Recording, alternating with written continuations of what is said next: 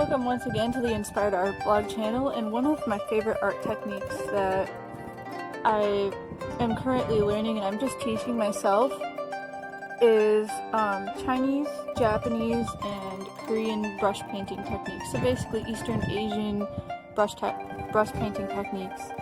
And I like to learn Korean calligraphy as well, in both Korean and Japanese calligraphy.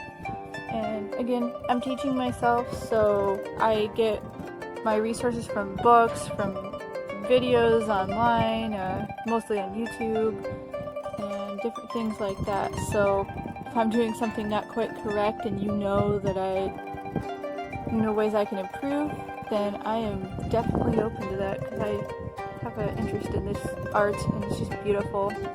I found this book called Chinese Brush Painting from Ning Yeh, and he is actually the owner of Oriental Art Supply. Well, I'm not sure if he is still, it would depend on if he's still living or not, but he at least started it. And they have high quality art supplies for Asian artwork, and that is something that is really great. And they are based in California, and they and there aren't very many of these kinds of stores in America, so I think that that's just something that's really, really, really cool that there is that available. So this is a instructional guide, but it also has some of his artwork in it, which is just beautiful. As we'll see on the back here, it shows his seal and some beautiful tree artwork that's just absolutely gorgeous. And this is a really long book, so that's why I'm zoomed out so much.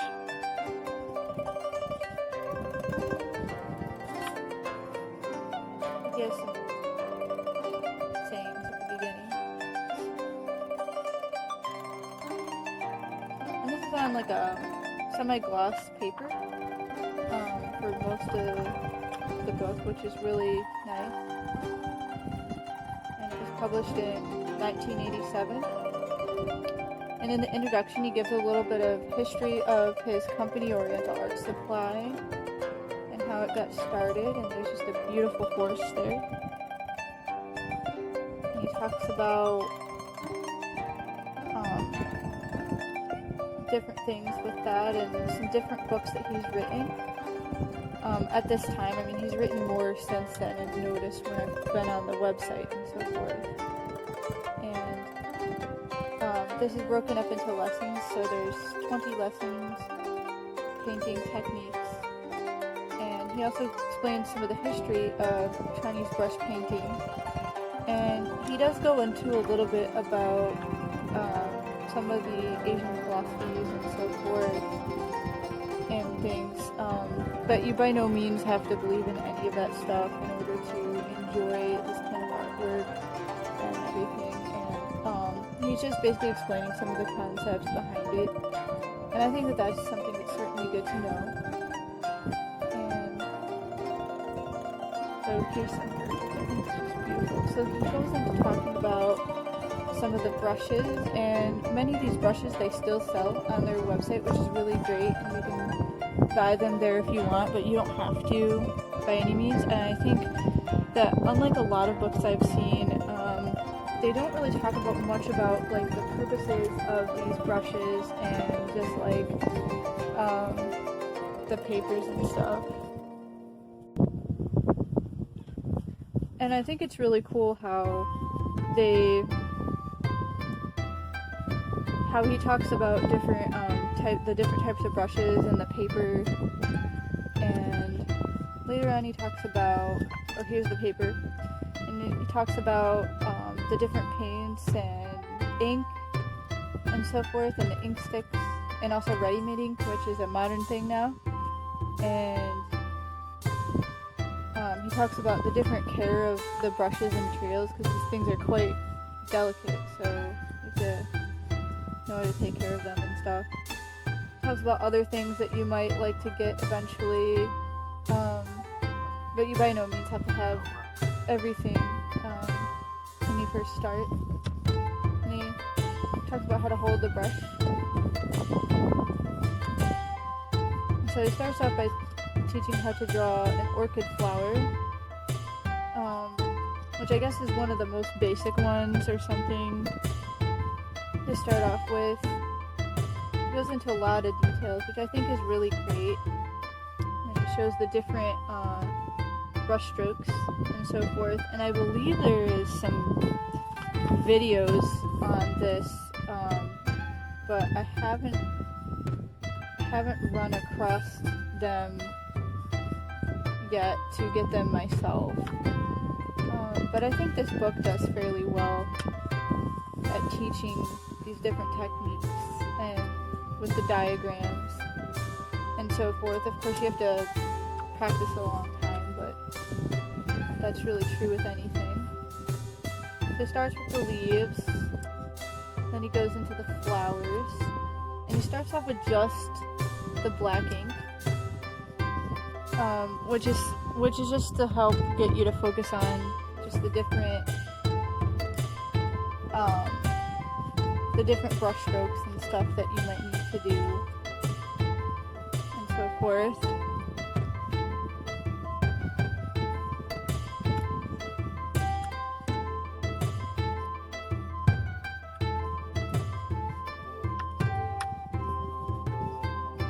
And it goes into talking about bamboo. Lesson 3. And I think this is really cool watching people make this brush stroke because it's just really neat. It's something that I've not really seen done in Western artwork, so I think it's just something that's really cool.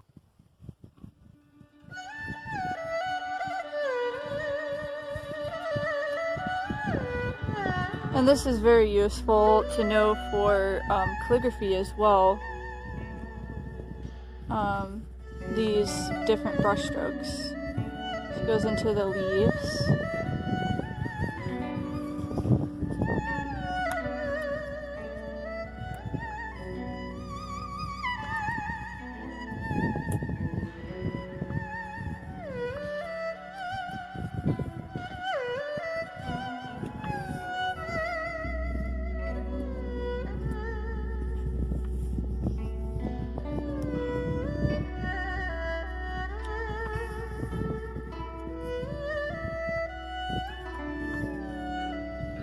And there's the finished picture.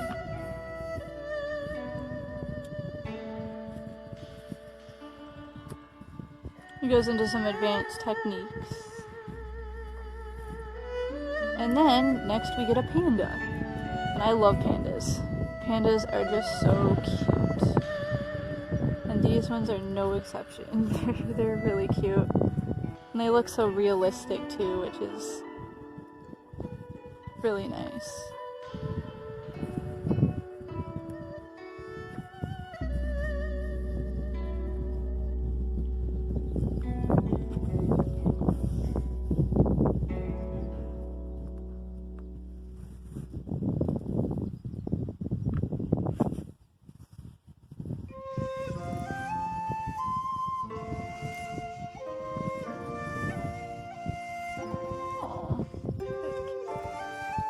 Camellia flowers. And here we finally get into color. And it's just beautiful. It's like, whoa, it's just like, it's almost like a shock of color. Like, we've gotten used to seeing black and white. And it was like, when I first started looking at this book, I was like, oh my goodness, is there going to be any color things? And then I'm like, oh yeah, there is. And this just looks so pretty. I'm not saying that even if it was black and white, that would make it a bad book or anything. It's just, I love color photos as well as black and white, and I was just hoping there would be something. Because, I mean, it's painting, so you would think there would be, since there are Chinese paintings things.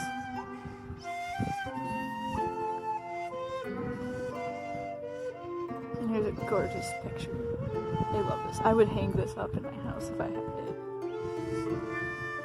And he goes into how to do the leaves and the branches of the flower.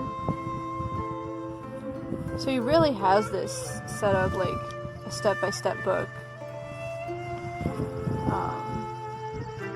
which is really nice. It's one of the better books that I've seen for this. I mean, all the books have like their pros and cons, I think. And he shows how to properly compose the image and so forth to make a good painting for good composition, which is really great and good to know. And then here's some examples, different ones that he's finished.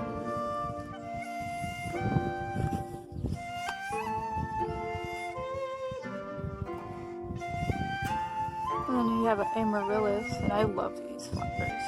We have some in our house.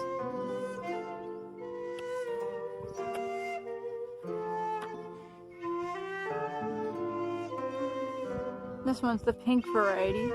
I've seen white ones, red ones, and all different types of amaryllis.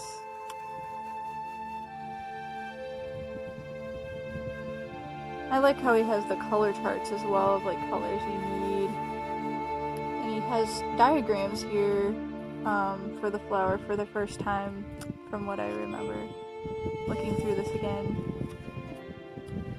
And then he shows a finished one.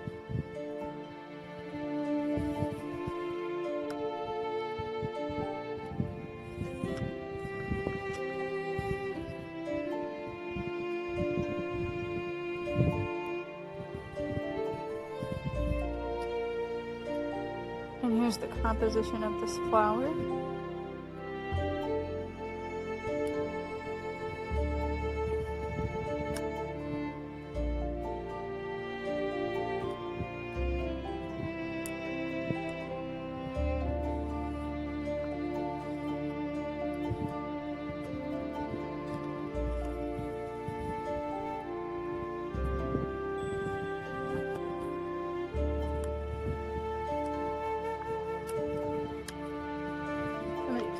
Sticking to each other a little bit because it's kind of glossy material. Here's another beautiful painting of some flowers, and this is the peony. There we go. For some reason that's not split up in a lesson. I don't know why, but whatever.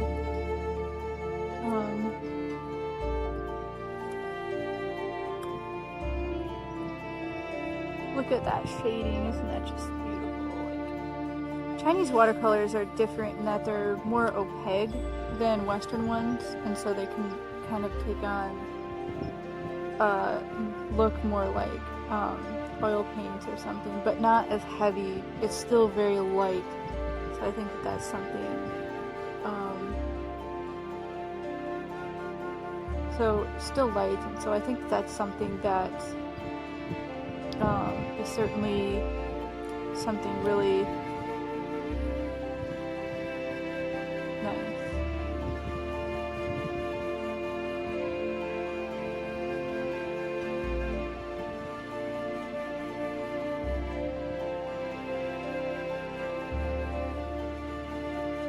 Some branches.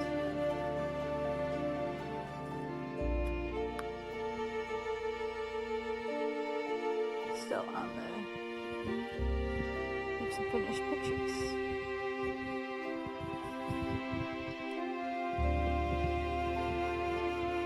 And bonuses if you weren't already.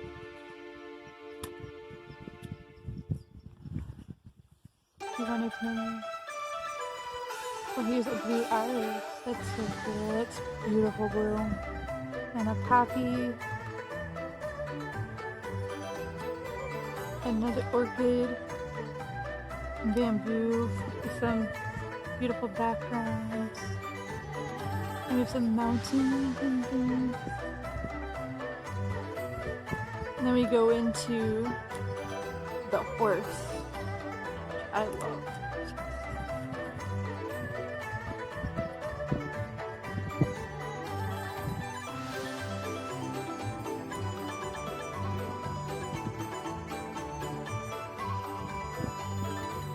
This one looks kind of complex to draw.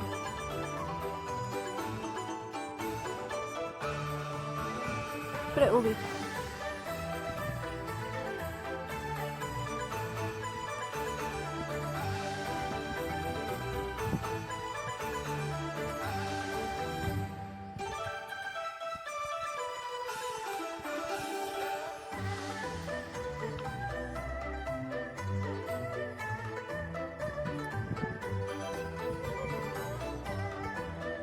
And we have stuff about landscapes.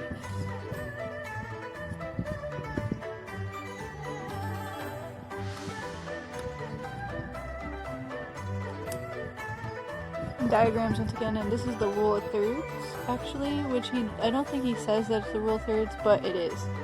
And I think that that's really nice that he has that there, because that's something that's so essential in filmmaking and art and just photography, like so many things. I think that that's really nice.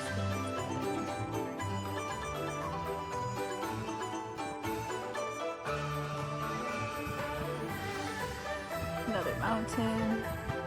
And I think these are beautiful. The simple and the complex.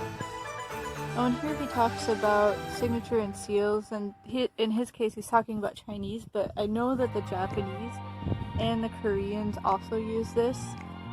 In Japanese it's called a hanko.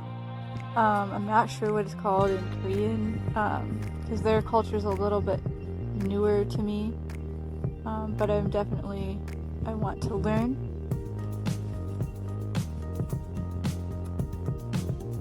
But he talks about that. So I mean, really, I think this is a good book for starting off, and he talks about mounting, which is something that's a little more modern.